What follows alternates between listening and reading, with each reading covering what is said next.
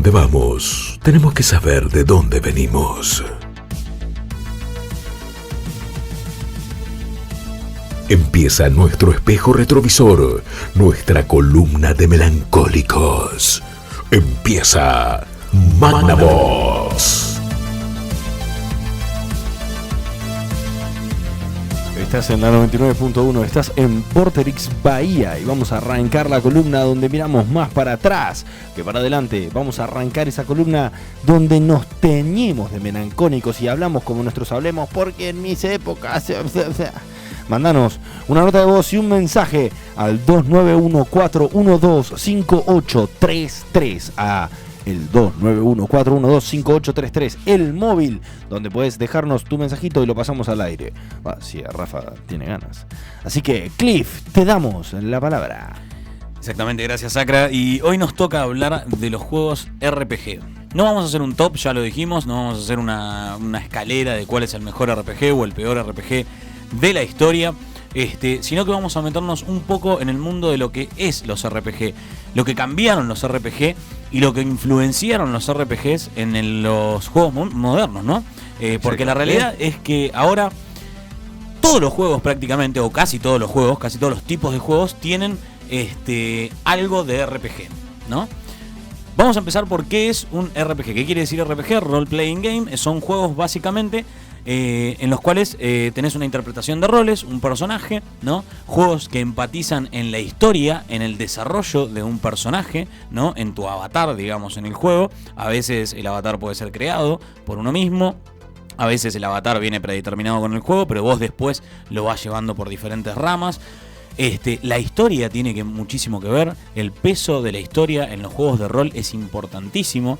Si bien no es lo más importante, porque la jugabilidad es sumamente importante, como cualquier videojuego, la historia tiene un peso, digamos, significativo en un juego de rol. Se enfatiza en eso.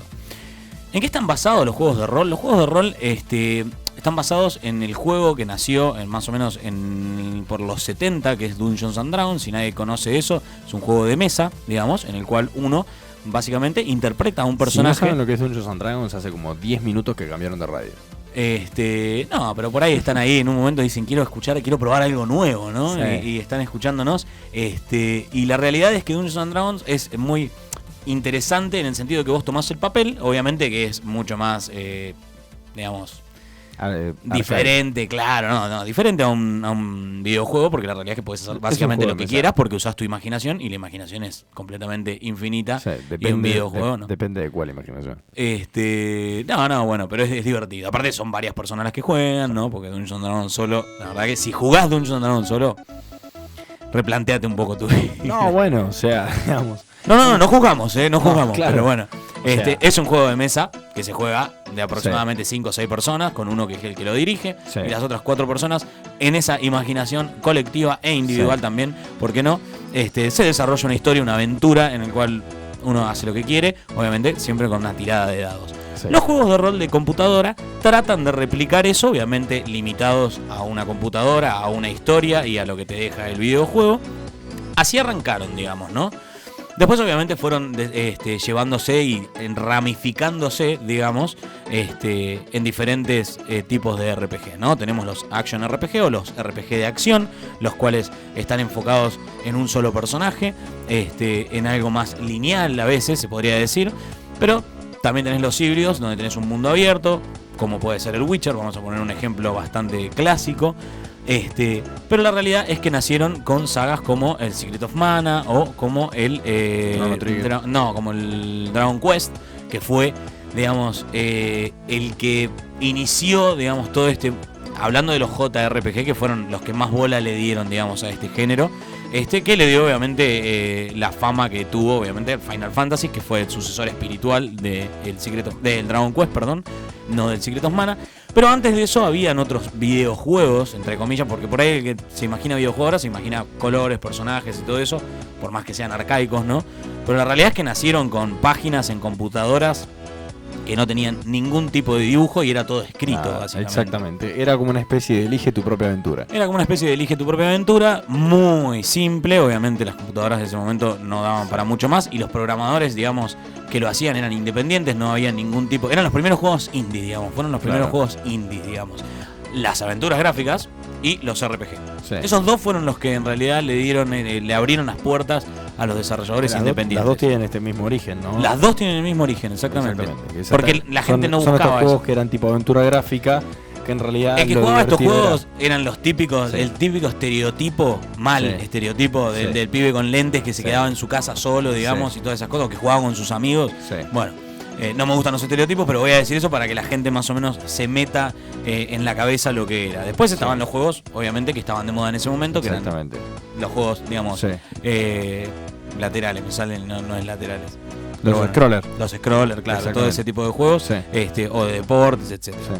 Navecitas, lo que sea. Es importante que tengamos en cuenta esto que vos habías dicho al principio, que justamente la gran herramienta que tienen estos juegos, como los juegos de RPG, como los juegos de aventura gráfica, es la historia. O sea, el juego no era divertido o no era entretenido por la jugabilidad, sino que es entretenido y divertido por justamente la historia que va desarrollando. Los primeros videojuegos, digamos, de RPG justamente, los role-playing game, tomaban mucho de historias antiguas, de epopeyas, digamos, de antiguas nuestras, o sea, de nuestra propia cultura, y también fantásticas, como Tolkien, digamos, muchos juegos se basaron en Tolkien. Tolkien es el que alimentó, digamos, el motor, digamos, el combustible para los motores de un montón de videojuegos y de historias de videojuegos, tal cual.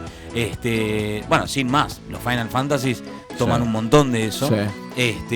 Y después, obviamente, películas y todo eso, como también puede ser Wasteland, el gran predecesor, digamos, de Fallout, porque Fallout no sería nada, no existiría sin Wasteland, más allá de que ahora Wasteland tiene una secuela y es más conocido. En su momento Wasteland era prácticamente una aventura gráfica, en el cual tenías un personaje y lo ibas leveleando, obviamente una party, y era un juego, era Fallout, digamos, pero mucho, mucho más arcaico. Pero fue un muy buen juego, en su momento era un muy, muy buen juego.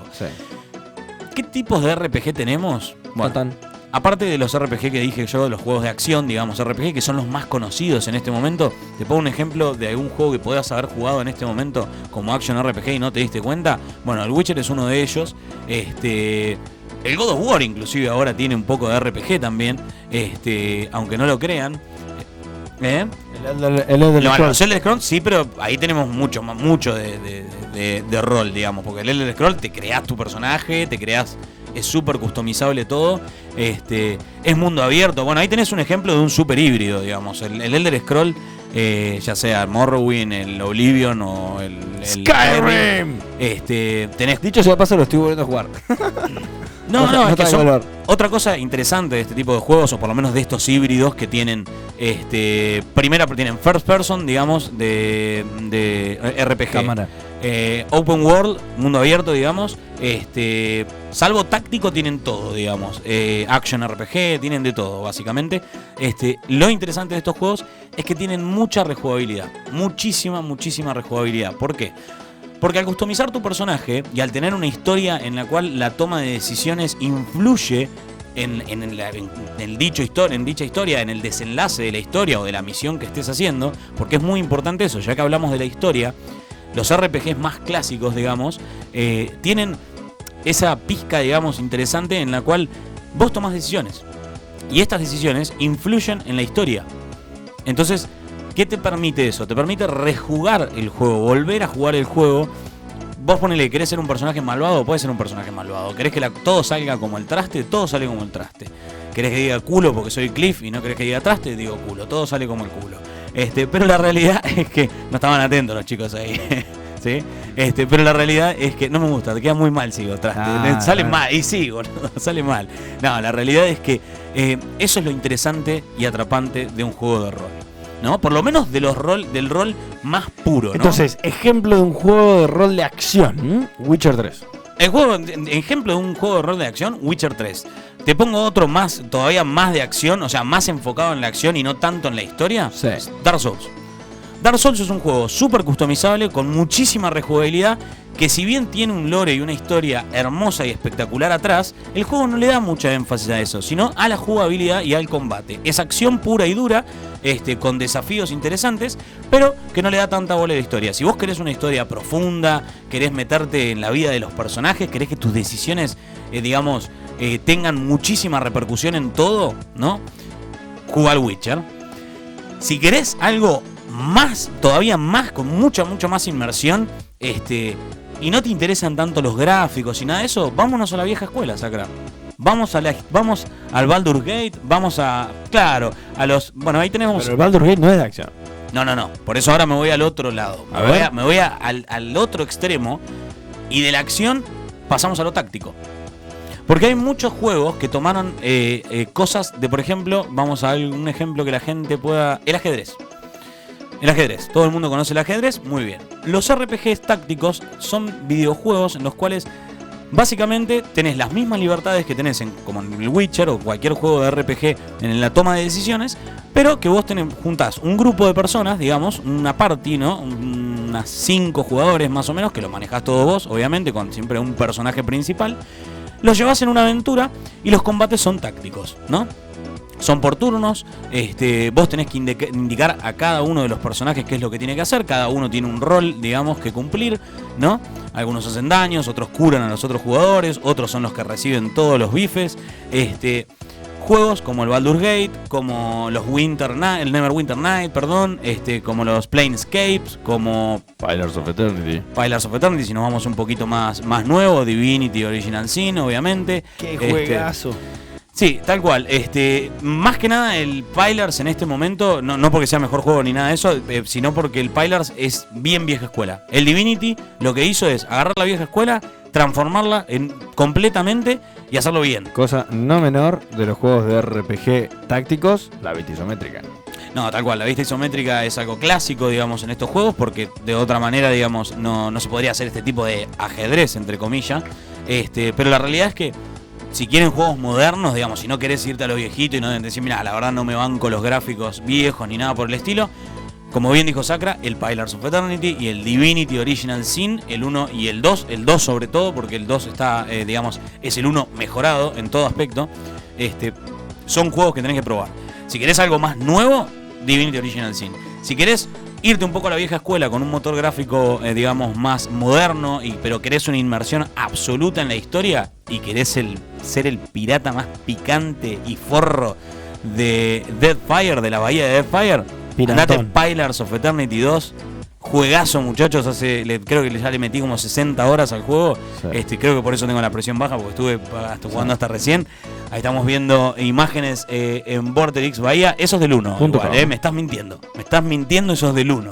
El Pillars of Eternity estamos viendo. Estamos viendo el Pillars of Eternity 1. Dice del 1, pero no dice de qué 1. Del Pillars of Eternity, tal cual, exactamente. Estamos viendo la creación de un personaje. Si estás mirando en vorterix.com, en nuestro Vorterix stream, Bahía. vorterixbahía.com, en el stream en vivo, vas a poder ver lo que es la creación de un personaje base, digamos, en un juego de RPG táctico de lo más profundo, digamos, porque estos juegos copian casi con exactitud lo que sería una hoja de creación de personaje de él, por ejemplo, Dungeons & Dragons, ¿no? Sí. Vamos a tirar siempre el ejemplo más claro. Es más, de hecho, el Baldur's Gate tenía las mismas reglas de juego, de combate, de hechizos, todo era del del 3.5 más específicamente. Hay que tirar datos así, pero la gente no entiende un carajo de eso, así que voy a tratar de no tirar, no ser tan específico. Y vamos a pedirle por favor a nuestros productores generales de la radio o que saquen el micrófono de Rafa al aire o que se lo muteen. Ya le vamos a dar un micrófono a uno de los chicos, porque la verdad es que es necesario y divertido. O peligroso puede llegar a ser también, no sé. La realidad es que el combate permite pausarte, o sea, este tipo de juegos permiten pausar el combate para que vos hagas la estrategia y le digas qué es lo que tienen que hacer a tus compañeros, a tus combatientes, digamos, y a tu personaje principal, por supuesto. Aparte de esto, lo interesante de estos videojuegos es que se centra en digamos, la relación que tenés con tus compañeros de grupo, ¿no? Totalmente. De aventura. Lo cual es sumamente interesante. ¿Qué decisiones tomás afecta el carisma que tus compañeros de grupos tienen entre ellos o con vos? Porque ellos tienen una EA, o sea, una inteligencia artificial ya preprogramada. O sea, entonces son buenos, malos, neutrales, siguen a un determinado dios, son religiosos, no son religiosos, y vos por ahí haces lo que quieras. Entonces, vos querés ser malvado totalmente y tenés a un sacerdote, digamos, fantástico en ese sentido el Dragon Age. El Dragon Age también es un gran ejemplo, gracias a Sacra, que no lo puse en este coso. Estos son todos juegos, lo que estamos haciendo, el Pillars of Eternity, el Divinity, el Dragon Age, son todos juegos más modernos. Por eso lo que te estoy diciendo es, si no querés irte tan atrás porque no te bancas los gráficos viejos y todo eso, tomá todos estos ejemplos que te estamos tirando Sacra y yo, que son, digamos, ideales para arrancar con eso. Obviamente que estos juegos tienen diferentes tipos de dificultades, porque no son juegos específicamente simples, sobre todo el Pillars of Eternity y el Divinity. Si nunca jugaste ninguno de estos tipos de juegos, te recomiendo que te vayas más al Dragon Age, que por ahí son un poquito más friendly. Igualmente, son bastante más complicados de aprender que un juego de acción normal, ¿no? Hasta te diría que es más fácil aprender a jugar. La historia del Dragon, estamos viendo el Dragon Age. Sí. Creo que esto es Dragon Age 2, ¿no? Dragon Age revolucionó totalmente. No, ese es el Origins. El Origins, perdón, Origins, Dragon Age Origins. Ese es el primero. Fantástico. El Dragon Age revolucionó. Sí, revolucionó totalmente. Lamentablemente la segunda entrega no es muy buena. Pero hablamos de dos tipos recién y ya son menos 10. O sea, tenés RPG de acción, RPG táctico. ¿Qué otros RPG tenemos? Roguelike, por ejemplo, es un RPG, es una forma de RPG. Los jueguitos, digamos, que vos jugás básicamente en Steam, esos que te roban horas y horas y horas y horas, los Dungeon Crawler, por ejemplo, son RPGs de ese tipo. Son juegos, digamos, que tienden a la vieja escuela de los videojuegos. Se caracterizan mucho por las empresas indies hacer ese tipo de juegos, porque son juegos más simples, digamos, de hacer. Generalmente lo que hacen es randomizar, digamos, los escenarios y los lugares donde se juegan. Y lo que hace básicamente es, claro, acá estamos viendo el clásico, no me acuerdo el nombre, tirame el nombre porque no me acuerdo, No entendí nada. Aparte no se entiende nada de lo que dicen, aparte. Pero bueno, no importa. Estamos viendo... algo como el Pixel Dungeon. Bueno, sí, puede ser como el Pixel Dungeon, tal cual. Bueno, hay un montón. El Dead Cell también es uno de esos. Rogue Legacy. Lo puedo poner, ahí está, Rogue Legacy. Gracias, igual. Se entiende todo muy saturado. Ustedes nos escuchan acá, pero cuando nos dicen algo, nos pispean algo desde el otro lado, se escucha como el ojete y es muy difícil entenderlos. La realidad es que estos juegos se caracterizan mucho, como estaba diciendo, por ser desarrolladores indies los que se encargan de hacerlo. Son juegos sumamente divertidos, pero obviamente si no te gusta el pixel art y no te gusta ese tipo de cosas, no te los recomiendo. Pero son juegos un poquito más casuales, no porque sean más fáciles. No me gusta decir casuales y la gente automáticamente, a veces el jugador, digamos, más acérrimo se piensa que se habla de casual. No es porque sean casuales, son juegos inclusive que son bastante desafiantes, muy desafiantes. Pero más casuales en el sentido de que no tienen una historia ultra profunda o apenas tienen una historia. Y lo que haces vos es farmear, tratar de derrotar diferentes enemigos, ir pasando a los niveles más complicados, etcétera, etcétera, etcétera. Juegos como el Salt and Sanctuary también es un juego de RPG en el cual tenés que ir pasando, digamos, es un juego nuevo, bueno, sí, tiene 3 años ya, es bastante nuevo, pero son juegos en los cuales tenés que ir derrotando bosses, ir pasando y subiendo de dificultad. Es como una especie de Dark Souls, pero en 2D, digamos. La verdad que es interesantísimo ese juego, y bastante complicado también, bastante desafiante. Obviamente Bloodborne también es otro ejemplo, es un Souls-like, digamos, es de la familia de los Dark Souls, con customización, un poquito más de historia, se le da un poquito más de énfasis en la historia. ¿Esos son Actions RPG? Esos son Action RPG, puro y duro, más que incluso que te diría que el Witcher. Por más que el Witcher sea un Action RPG, la realidad es que el Witcher tiene una historia fantástica que podés disfrutar y que inevitablemente jugándolo tenés que, digamos, terminarlo, y tiene un final, así como los Dark Souls, obviamente, sí, pero que la historia sí o sí te obliga, porque te frenás a hablar con gente. Teníamos un juego que tenés como que cabalgarlos. Sí, literal. Cabalgarlos. Por lo menos en el... Tenés que cabalgar, digamos, el juego. Tenés que, tipo, como quien diría, hacerte un raid. Exactamente. ¿No? Ponele. Estás en el Cubit del Mal, en el primer y único programa de videojuegos y entretenimiento electrónicos de Bahía Blanca, y estamos en Magnavox, en la columna donde miramos más para atrás que para adelante, donde el gran Cliff nos lleva en un viaje al recuerdo y nos trae hoy RPG, Role Playing Games. Exactamente, y como fanático de este tipo de videojuegos, como fanático de todos los tipos de RPGs, no solo de los tácticos son mis favoritos, para el que le interesa, a nadie, o sea, absolutamente, pero no importa, los míos son por lo menos los tácticos. El mundo cambió, sí, tenemos un pibe ahí festejando un gol de Independiente para el que le interesa. La realidad es que uno de los grandes cambios que surgieron, o uno de los grandes cambios que sufrieron los RPG, fueron los MMO después de que apareció Internet. Una vez que apareció Internet, claro, la gente que pudo hacer, que es lo mejor que se pudo ocurrir a un developer, meter los RPG en el Internet. Y que la gente pueda vivir estas aventuras, digamos, con sus compañeros, con sus amigos, y no estar solo, digamos, en esto. Ragnarok Online es uno de los ejemplos más grosos que hay, aparte del WoW, por supuesto, de World of Warcraft, que es uno de los videojuegos más jugados y más viejos, con más tiempo. Por supuesto que también están los Diablo, Lineage, por ejemplo, otro de los videojuegos súper famoso, Secret of Mana, etcétera, etcétera, etcétera. Hay un montonazo de ejemplos. ¿Cuál es la diferencia de este tipo de juegos? La diferencia es que podés jugar con más gente. El Mu, para Bahía también se jugaba muchísimo Mu, me acuerdo. La realidad es que estos tipos de juegos, digamos, lo único que cambian... MMORPG. Claro, multiplayer, online game. La verdad es que son juegos muy divertidos. Tenés un montonazo de tipos de juegos. Algunos son action, otros son... bueno, tácticos no hay muchos, pero los Ragnarok Online, por ejemplo, tenían una vista isométrica, eran en 2D. Y después, obviamente, con el mundo 3D y todo eso, apareció el WoW, el World of Warcraft, etcétera, etcétera, que cambiaron a un mundo abierto gigante y expandiéndose cada vez más. Ahora está por salir la otra expansión, como la, no sé, 10ª expansión. No, es la 7ª o 8ª, me parece. 12 años tiene ya. La 6ª.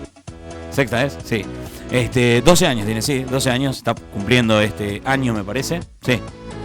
Primero que la arrancaban con Kalimdor, y arrancaban con los Easter Kingdoms, y ahora ya tienen más mapas que... Ahora tienen como, sí, 4 planetas, colegio. Uno en el pasado, otro hasta en el tiempo viajan, me parece. La realidad es que el WoW es uno de los mejores ejemplos porque es uno de los más conocidos para hablar en este momento. Es el señor de todos los MMORPG. Es el señor Blizzard, se lo metió en el bolsillo con eso. La realidad es que los MMORPG es otro de los tipos de RPG, más allá de que después...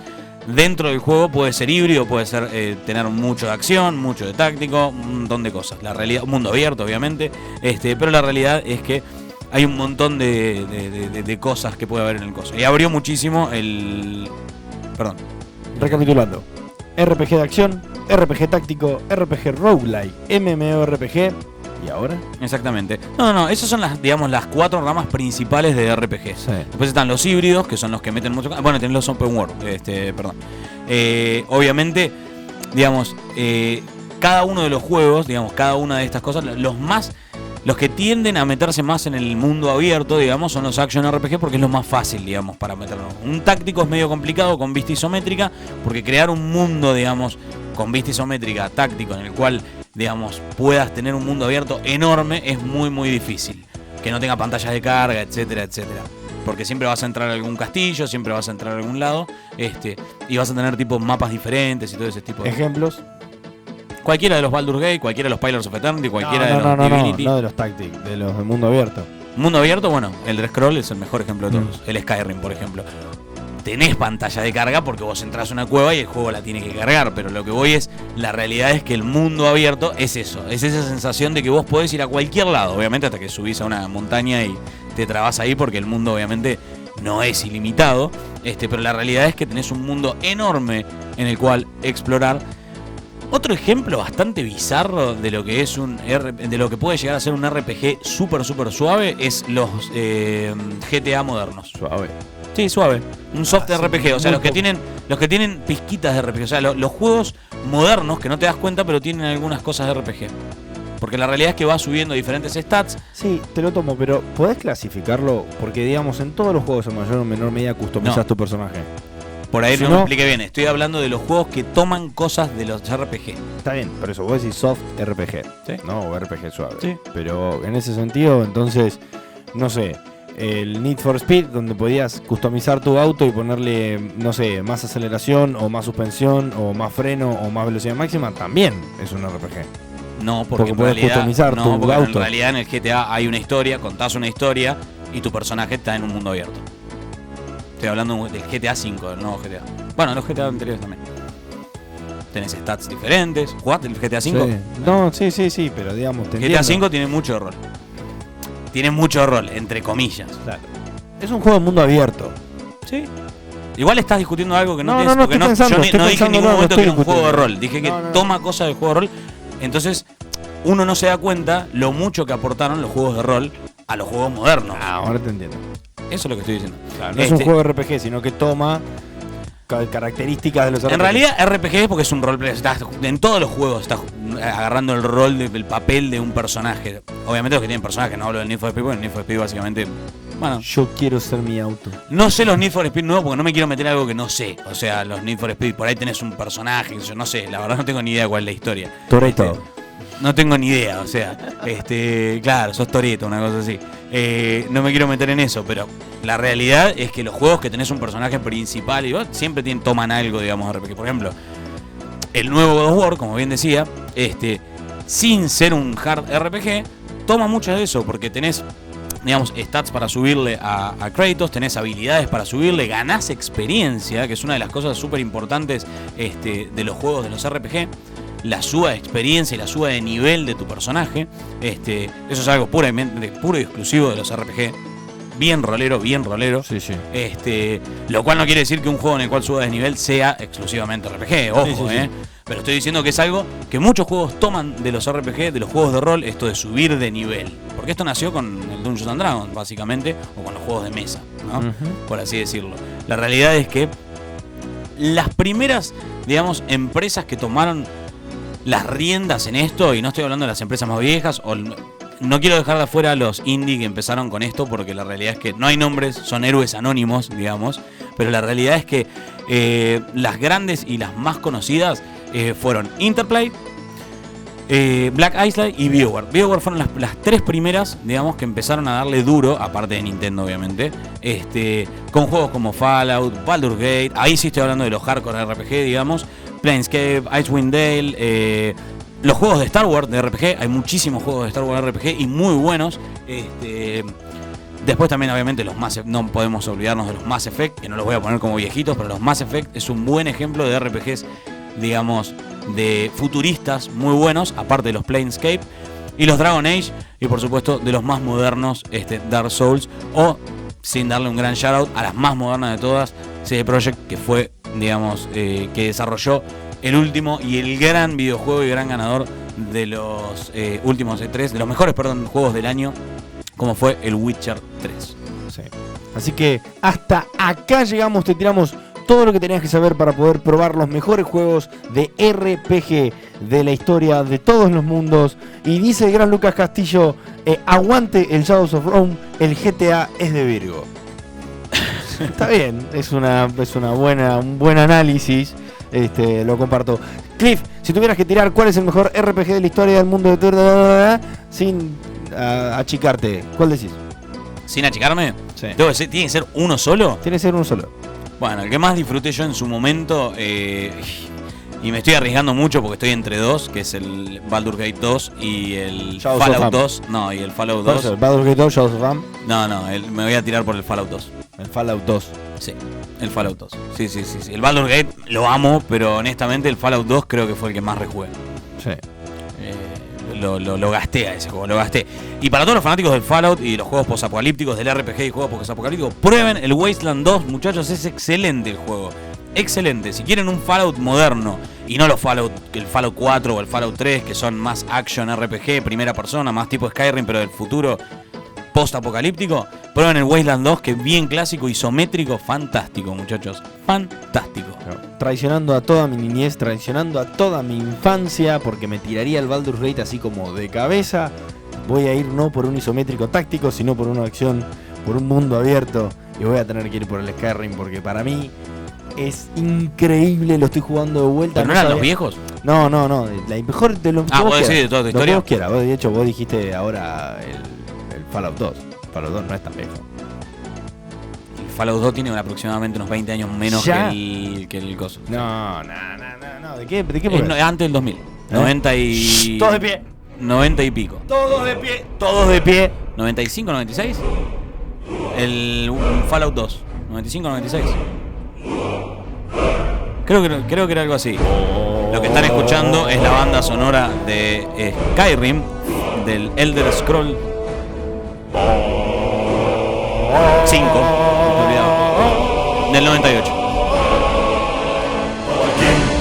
20 años exacto tiene el Fallout. Ya está, bajaron, ya le dieron demasiado, ya está, bájamelo que me explota la cabeza, boludo. A vos te gusta, tiene que quedar porque a vos te gusta, dice Rafa. Bueno, esa sí me gusta. Increíble. Pero no la pongan. Increíble el Skyrim. Le mandamos un saludo a Mika, que nos estaba mirando desde Wakandia. A Minitor, le mandamos un abrazo grande, que dice que no le anda la página y se quedó tildada justo con una cara mía, hermano. Qué lástima, lamentable. Se quedó confundida. Lo siento mucho. Se quedó completamente confundida. Mika, sí, dijo no, bueno. Es lamentable que haya quedado justo con una foto mía. Confundido como en la tierra de la confusión, ponele. Tal cual.